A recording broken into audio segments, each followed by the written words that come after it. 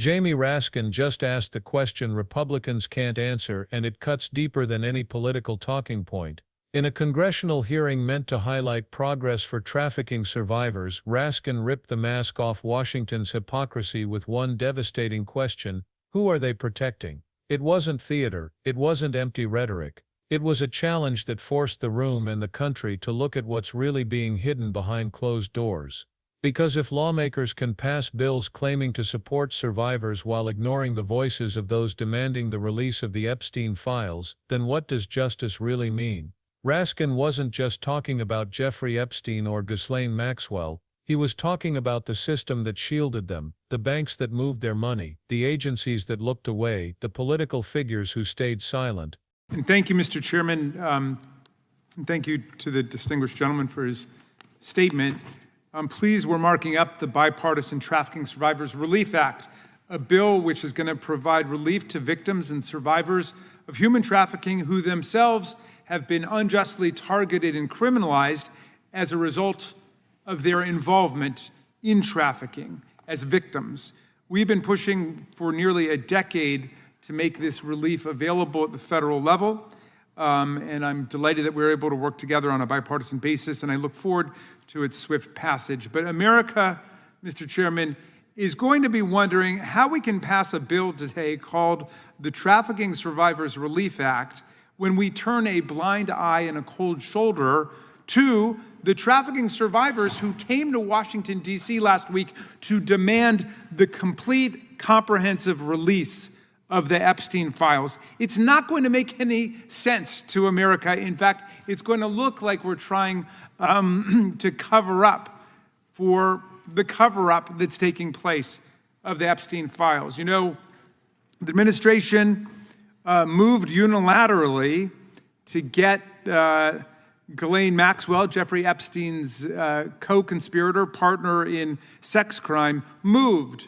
from her prison in Florida to a minimum security prison nicknamed Club Fed in Texas. This shocked the Epstein survivors, who came to Washington last week and said this blatantly preferential treatment of Maxwell, which may border on witness tampering, was, quote, the justice system failing victims right before our eyes.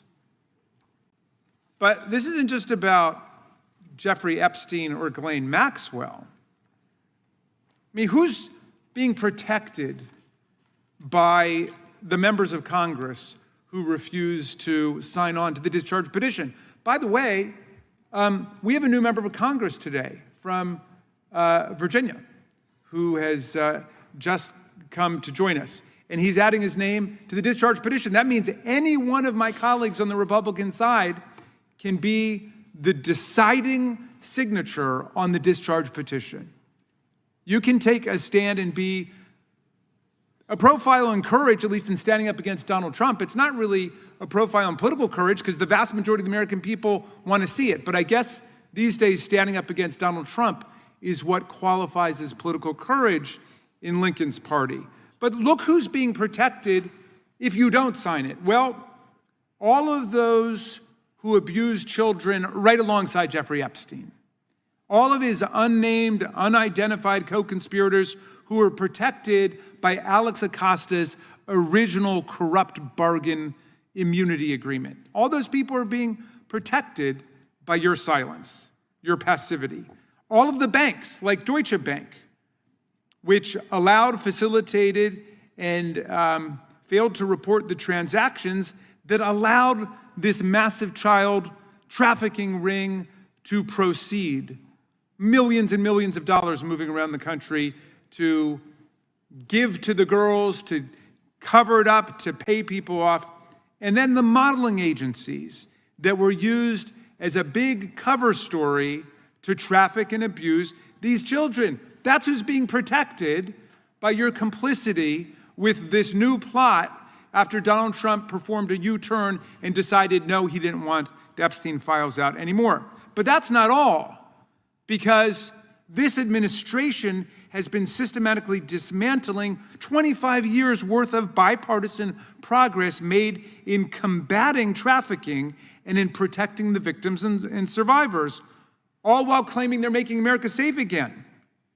But they're starving the offices and programs of funding and of staffing, and they've made it much harder to prosecute child traffickers and sex offenders. In February, the DOJ's Office on Violence Against Women removed all information on funding opportunities against human trafficking from the website.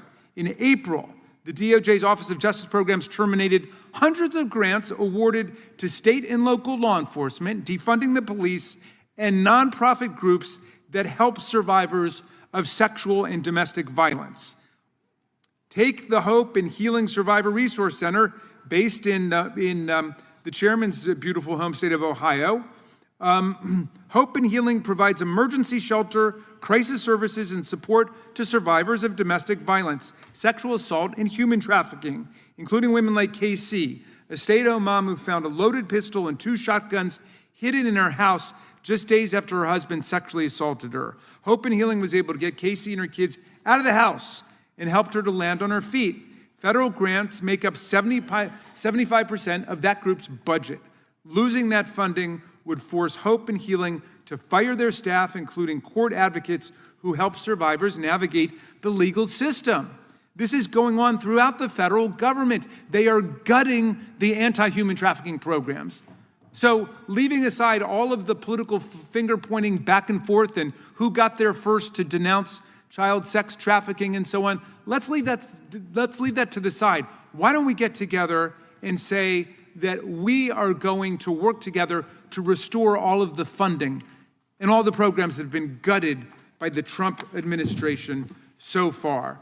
And we'll have more to say about exactly how that's happening. I'm glad to see Congress is going to act to support victims and survivors in this bill. I urge my colleagues to support it, but I would also encourage all of our colleagues across the aisle to join committee Democrats to ensure that the federal government is doing whatever it can to empower the survivors and the victims of sex trafficking. I yield back. Gentleman yields back without objection. All other opening statements will be included in the record. Chair now recognizes the gentleman from South Carolina to offer an amendment in the nature of a substitute. Mr. Chairman, I have an amendment at the desk. Clerk will report the amendment. Amendment in the nature of a Without substitute. objection, the amendment in the nature of a substitute will be considered as read and shall be considered base text. For decades, Epstein operated in plain sight. And the truth is, he got away with it not because no one knew, but because too many chose not to act. The hearing began with lawmakers celebrating the Trafficking Survivors Relief Act, a bill designed to clear the records of individuals who were criminalized despite being victims themselves. On paper, it sounded like a victory, finally giving survivors a chance to rebuild without the weight of unjust charges dragging them down. Jamie Raskin acknowledged the importance of this progress but didn't let the moment pass without pointing out the glaring contradiction. How, he asked, can Congress pat itself on the back for helping survivors today while ignoring the survivors who traveled to Washington just last week begging for the release of the Epstein files? Those victims weren't looking for favors or sympathy. They wanted the truth, the full record of who enabled Epstein and how he managed to evade accountability for decades. Raskin's warning was clear to the American people: this double standard doesn't look like compassion, it looks like cover-up. Passing one bill while burying the files sends a dangerous message that justice is conditional and transparency negotiable. And for survivors who risked everything to confront power, that contradiction is more than political, it's personal. For many survivors, the most painful moment wasn't what Congress said but what the justice system did. When Ghislaine Maxwell, Epstein's longtime accomplice, was quietly transferred from a secure facility in Florida to a more relaxed minimum security prison in Texas, outrage erupted. Survivors called it a betrayal, describing the move as justice failing right before our eyes. To them, it looked less like a routine transfer and more like preferential treatment for someone who had played a central role in their suffering. Some even warned it bordered on witness tampering, a signal that powerful figures were still being shielded. After years of silence and denial, victims who bravely spoke out expected accountability, not leniency. The decision reinforced their belief that the system bends for the well-connected while leaving the powerless behind. And it wasn't only about Maxwell, it was about what her treatment revealed. If she could be granted comfort despite the severity of her crimes, then what chance did ordinary survivors have of ever seeing true justice? This shocking decision left many asking if accountability isn't being pursued at the highest levels, who is the justice system really protecting? Jamie Raskin's central question landed like a hammer: who is being protected? Because by refusing to release the Epstein files, lawmakers aren't just blocking documents, they're shielding names, institutions, and entire networks. Survivors have long suspected that Epstein's operation thrived not in isolation, but through a web of enablers who were never exposed. The original immunity deal struck years ago protected unidentified co-conspirators, giving them cover to escape scrutiny. Banks like Deutsche Bank, which facilitated suspicious transactions without raising alarms, became silent partners in the exploitation. Modeling agencies, used as fronts to recruit and traffic young girls, offered Epstein legitimacy while hiding darker realities. Every delay in releasing the files keeps these entities safe from public accountability. Raskin's warning was blunt: congressional silence doesn't just protect reputations, it protects abusers. Survivors and the public are left to wonder how many powerful figures still remain untouchable, shielded not by evidence of innocence but by deliberate secrecy. And that secrecy doesn't just erase history, it ensures exploitation thrives again. Which forces the question: if the victims are not the ones being protected, then who benefits from keeping these files in the dark? At one point, the demand for Epstein file transparency was bipartisan. Lawmakers on both sides spoke about accountability, insisting the public had a right to know who was involved and how such a system operated in plain sight. But then something shifted. The urgency faded. Some of the loudest voices calling for action suddenly grew quiet, while others began offering excuses for delay. What once was a principle, full transparency for the sake of survivors, became a political bargaining chip. To survivors it felt like betrayal. To the public it looked like cowardice. Raskin called it out directly: refusing to move forward doesn't make you neutral, it makes you complicit. Protecting reputations in the halls of power cannot outweigh the cries for justice from those who endured the abuse. And yet the reversal exposed a painful reality about Washington: courage is rare when accountability comes too close to home. The Epstein case stopped being about justice and started being about self-preservation. And while lawmakers hesitated, the files stayed sealed, the survivors waited, and the same question echoed louder than ever: if transparency was once promised, why is it now being buried? While politicians argued in Washington, survivors were the ones paying the price. Over the last several years, critical funding streams meant to support trafficking victims have been quietly dismantled. Grants that once kept shelters open, funded legal advocates, and provided crisis intervention have been cut or allowed to expire. For survivors, these programs weren't luxuries, they were lifelines. Take the Hope and Healing Resource Center in Ohio, which relies on federal grants for nearly 3/4 of its budget. Without that support, shelters risk shutting their doors, advocates lose their jobs, and families fleeing violence are left without options. Survivors who already face enormous barriers to rebuilding their lives are suddenly abandoned, forced to navigate danger and trauma with less protection than ever. Raskin pointed to this erosion of support as proof of a deeper hypocrisy. Lawmakers praise survivors in public yet strip away the very resources those survivors need to survive in private.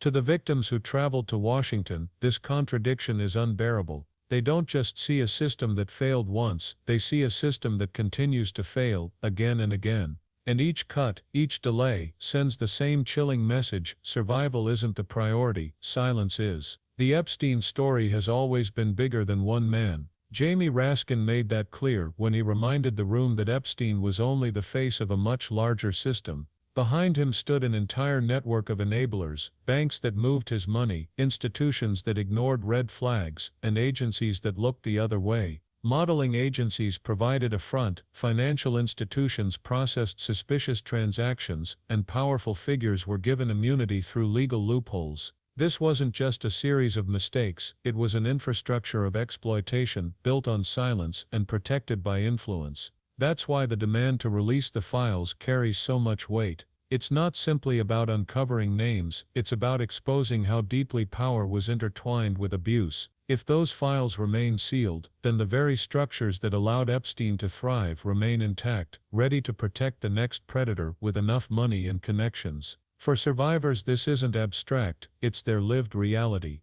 Every day the truth stays hidden is another day the system proves it values secrecy over justice. And that is the bigger picture. Without full transparency, the cycle doesn't end, it resets. At the center of all the hearings, petitions and political debates are the survivors. For them this fight isn't about partisanship, it's about reclaiming their voices. Many endured years of abuse while institutions stood by, and now they're forced to watch as politicians delay, deflect, and protect the powerful. Survivors describe it as being silenced twice, first by their abusers, and now by the very government that claims to defend them. Each time the Epstein files are kept hidden, survivors lose another chance at closure, another chance to see accountability. The toll is more than symbolic, it's deeply personal. Some survivors have said that watching Maxwell's treatment, or seeing shelters stripped of funding, feels like reliving the betrayal all over again. And when leaders refuse to release the full record, it sends a brutal message: protecting reputations matters more than protecting people. Raskin's question, who is being protected, cuts to this painful truth. If the answer isn't the survivors, then the cost is measured in real lives, in families broken, and in trust shattered. For survivors, justice delayed doesn't just mean justice denied, it means justice erased. Jamie Raskin's challenge was more than a speech, it was a line drawn in the sand. By asking who is being protected, he forced Congress, and the country, to confront what's really at stake. This debate isn't just about releasing documents, it's about whether the justice system serves the powerful or the powerless, whether survivors are believed or abandoned, and whether transparency is a principle or a bargaining chip. Every delay, every excuse, answers the question in real time.